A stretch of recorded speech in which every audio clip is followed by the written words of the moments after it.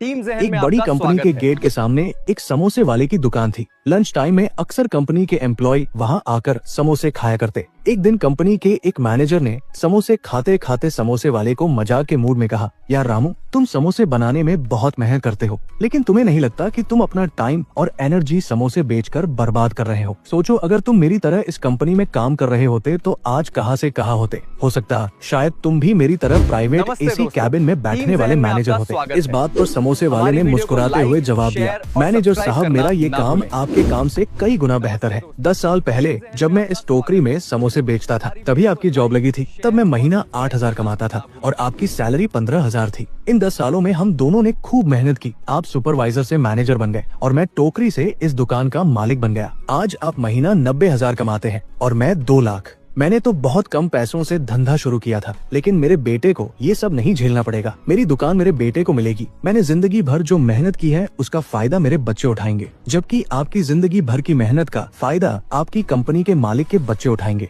अब आपके बेटे को तो आप डायरेक्टली अपनी पोस्ट पर नहीं बिठा सकते हैं ना, उसको भी आपकी ही तरह जीरो से शुरुआत करनी पड़ेगी और वो अपने करियर के एंड में वहीं तक पहुंचेगा जहां अभी आप हो, जबकि मेरा बेटा इस बिजनेस को यहां से और आगे लेकर जाएगा। तो अब आप ही बताइए किसका टाइम और टैलेंट बर्बाद हो रहा है। उसके बाद मैनेजर कुछ बोल नहीं पाया और चुपचाप वहां से निकल गया। दोस्तों, आप कमेंट करके बताओ आपको क्या अच्छा लगता है, जॉब या बिजनेस। एक गांव में एक बनिए की दुकान थी। बनिया 10 रुपए किलो के हिसाब से चावल बेचता था, पर बनिए को चावल के दाम बढ़ाने थे, लेकिन बिना राजा की परमिशन के कोई भी अपने दाम नहीं बढ़ा सकता था। इसलिए वो राजा के पास गया और बोला, महाराज, मुझे चावल के दाम 10 रुपए से बढ़ाकर 20 रुपए करने हैं। राजा ने कहा, ठीक है, लेकिन तुम चावल के दाम 20 नहीं 40 रुपए कर दो। इस पर बनिया बोला, महाराज, इससे तो जनता में हाहाकार मच जाएगा। राजा ने कहा कि अगर तुम चावल के दाम 20 रुपए कर दोगे तो मेरे होने का फायदा क्या है, इसलिए तुम सिर्फ 40 रुपए में चावल बेचो।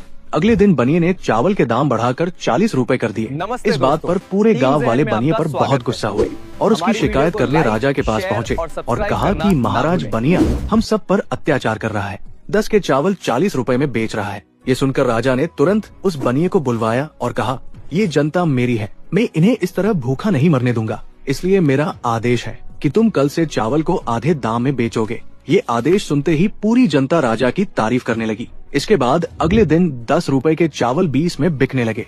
अब जनता भी खुश, बनिया भी खुश और राजा भी खुश। दोस्तों, इस कहानी में एक गहरी सीख छुपी हुई है। अगर आपको पता चल गई तो कमेंट में हमारी बताओ। वीडियो को लाइक, शेयर और सब्सक्राइब